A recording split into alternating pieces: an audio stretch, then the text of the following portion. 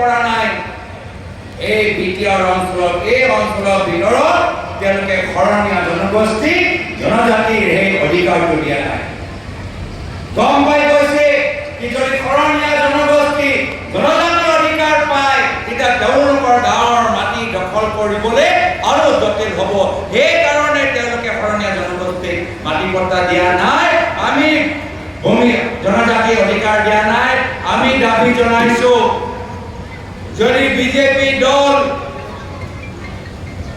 যদি তেওঁলোকে ৰাইজক এটা কথা দিছে তো কথা ৰাখিবলৈ সেই সাহসটো কৰিব লাগে আৰু শৰণীয়া জনগোষ্ঠী তেওঁ জনজাতি অধিকাৰটো দিব লাগে নহ'লে এটা পিছত এটা মিছা কথা বিটিআৰ চুক্তি মিছা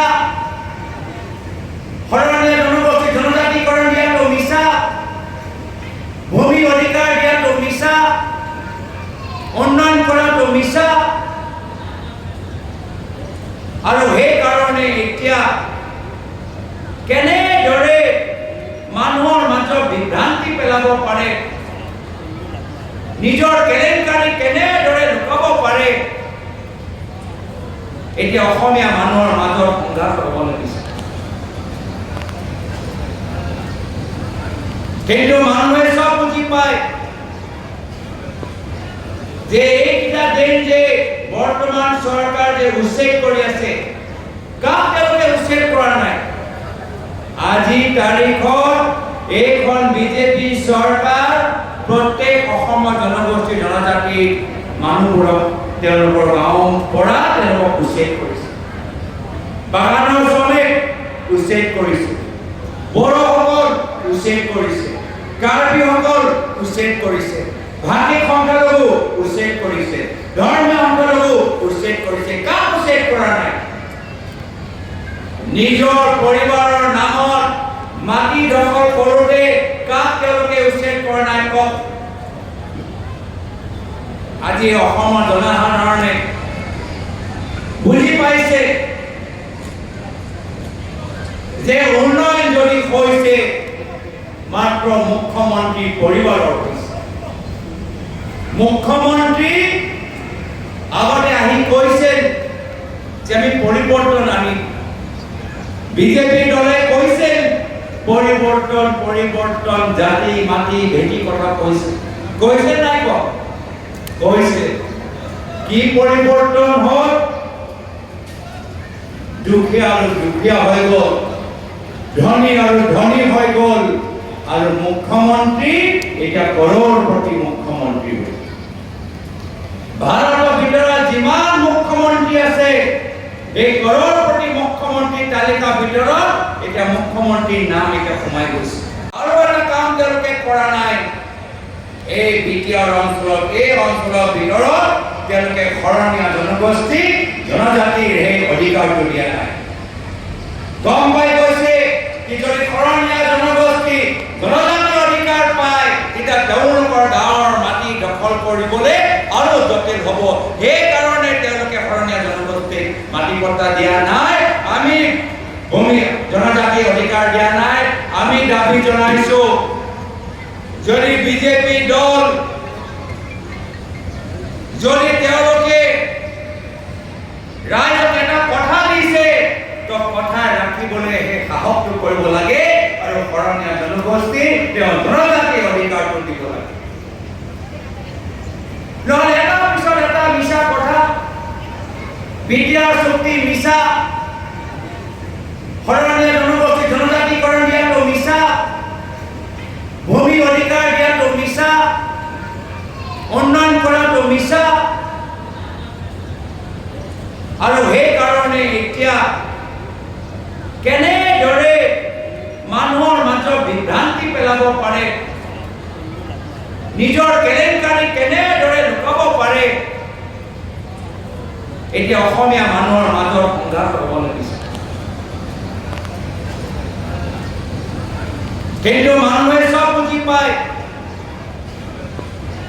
যে এইটা দিন যে বৰ্তমান সৰকাৰ যে উচ্ছেদ কৰি আছে কাক তেওঁলোকে উচ্ছেদ কৰা নাই আজি তাৰিখত এইখন বিজেপি সৰকাৰ প্ৰত্যেক অসমৰ জাতিৰ মানুহবোৰক তেওঁলোকৰ গাঁৱৰ পৰা তেওঁলোকক উচ্ছেদ কৰিছে। বাগানৰ শ্ৰমিক উচ্ছেদ কৰিছে, বড়োসকল উচ্ছেদ কৰিছে, কাৰ্বিসকল উচ্ছেদ কৰিছে, ভাষিক সংখ্যালঘু উচ্ছেদ কৰিছে, ধৰ্মীয় সংখ্যালঘু উচ্ছেদ কৰিছে। কাক উচ্ছেদ কৰা নাই?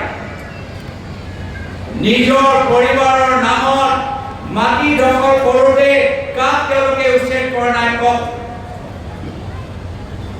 আজি অসমৰ জনসাধাৰণে বুজি পাইছে যে উন্নয়ন যদি হৈছে মাত্ৰ মুখ্যমন্ত্ৰী পৰিবাৰৰ হৈছে। মুখ্যমন্ত্ৰী আগতে আহি কৈছিল যে আমি পৰিৱৰ্তন আনিম। বিজেপি দলে কৈছিল পৰিৱৰ্তন পৰিৱৰ্তন, জাতি মাটি ভেটি কথা কৈছে নাই কওক? কৈছে। কি পৰিৱৰ্তন হ'ল? দুখীয়া আৰু দুখীয়া হৈ গ'ল, ধনী আৰু ধনী হৈ গ'ল, আৰু মুখ্যমন্ত্ৰী এতিয়া কৰোড়পতি মুখ্যমন্ত্ৰী হ'ল। ভাৰতৰ ভিতৰত যিমান মুখ্যমন্ত্ৰী আছে এই কৰোড়পতি মুখ্যমন্ত্ৰীৰ তালিকাৰ ভিতৰত এতিয়া মুখ্যমন্ত্ৰীৰ নাম এতিয়া সোমাই গৈছে। আৰু সেইকাৰণে আপোনালোকক ভাবিব লাগিব যে যোৱা 10টা বছৰত কি কৰিলে এখন চৰকাৰে। কেন্দ্ৰৰ প্ৰধানমন্ত্ৰী মোদী ডাঙৰীয়া, গৃহমন্ত্ৰী অমিত শ্বাহ ডাঙৰীয়া যোৱা 5টা বছৰ অসমৰ মুখ্যমন্ত্ৰী হিমন্ত বিশ্ব শৰ্মা ডাঙৰীয়া, কেন্দ্ৰৰ বিজেপি, ৰাজ্যৰ বিজেপি 10টা বছৰ কি কৰিলে তাৰ হিচাপ বিজেপি দল আপোনালোকক দিব লাগিব। মনত পৰে যেতিয়া মুখ্যমন্ত্ৰী তৰুণ গগৈদেৱে এখন আৰ্মি হেলিকপ্টাৰ লৈ ডিজিপি পি.ভি. সুমন্তক লৈ কোকৰাঝাৰত নামিছিল, আৰু সেইখন হেলিকপ্টাৰত ময়ো বহিবলৈ মই সৌভাগ্যৱান আছিলো। তেখেতৰ সন্মুখত কোকৰাঝাৰৰ বিশাল ফিল্ড হাজাৰমান মহিলাই সিহঁতে চাৰেণ্ডাৰ কৰিছিল। সেইদিনাখন চেণ্ট্ৰেলৰ হোম মিনিষ্টাৰ উপস্থিত আছিল। মুখ্যমন্ত্ৰী তৰুণ গগৈদেৱে বিজেপি এখন সুন্দৰ সাম্ৰাজ্য আগুৱাই লৈ যায় অসমৰ এটা আলোকৰ সৃষ্টি কৰিবলৈ বিচাৰিছিল।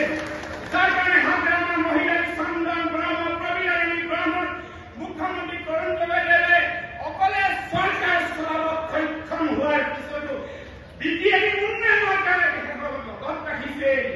বিজেপি আগুৱাই লৈ যাবলৈ বিচাৰিছিল। বিজেপি তৰুণ গগৈদেৱে ৰাজনীতি কৰা নাছিল, মাৰপিটৰ ৰাজনীতি কৰা নাছিল। সোমোৱালৰ লগ লাগিল, হাজাৰমান মহিলাই গাই হৈ গ'ল। তাৰপিছত কাৰ এণ্ট্ৰি ঘটিল? ইউপিপিএলৰ প্ৰমোদ বড়োৰ এণ্ট্ৰি ঘটিল। এতিয়া বাবা প্ৰমোদ বড়ো তোমাৰ এতিয়া বিদায় আসন্ন, তোমাৰো আসন্ন।